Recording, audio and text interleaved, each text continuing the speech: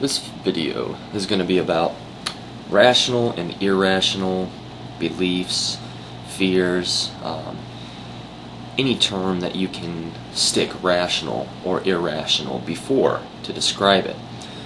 The terms rational and irrational are normally used, well, at least in the context that we're talking, about beliefs in God, evolution, many different things, but they are all based on probability, the actual probability of something happening. Like let's take for instance a butterfly and a bear. Now, if someone had a fear of a butterfly, we would say that that is a somewhat irrational fear, because a butterfly more than likely won't hurt anyone. But if they had a fear of a bear, we would probably say that is rational, because there are many cases of bears hurting people.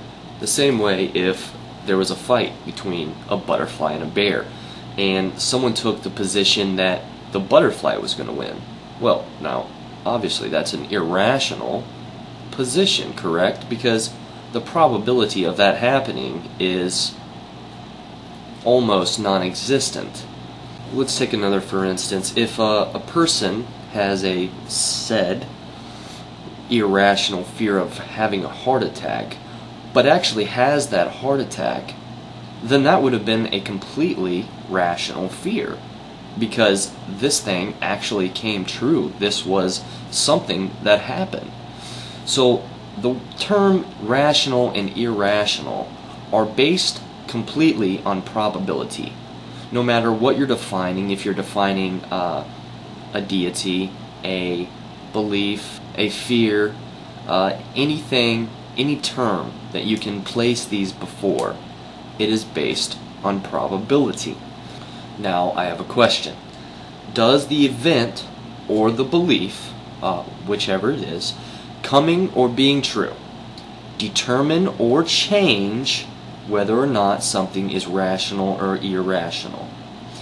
Now, like in the case of the person who had the irrational fear of having a heart attack, but actually had this heart attack, does that change it back to being a rational fear? I don't think that you can argue against that, because that would have been a completely rational fear, because this thing actually happened. So in this line of reasoning, it is actually irrational to label a belief or a fear or anything like that irrational or rational before having knowledge of what actually is true. I'm going to state this again, kind of change it up a little bit. It is irrational to say that someone is rational or irrational before an event comes true or is proven true or false.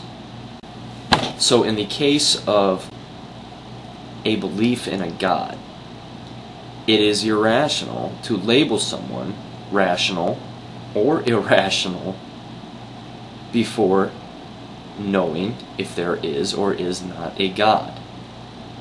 Now, we all, pretty much all of us at least, say that it's impossible to know 100% whether there is or is not a God. So, in that line of reasoning, anyone labeling someone else rational or irrational is completely irrational.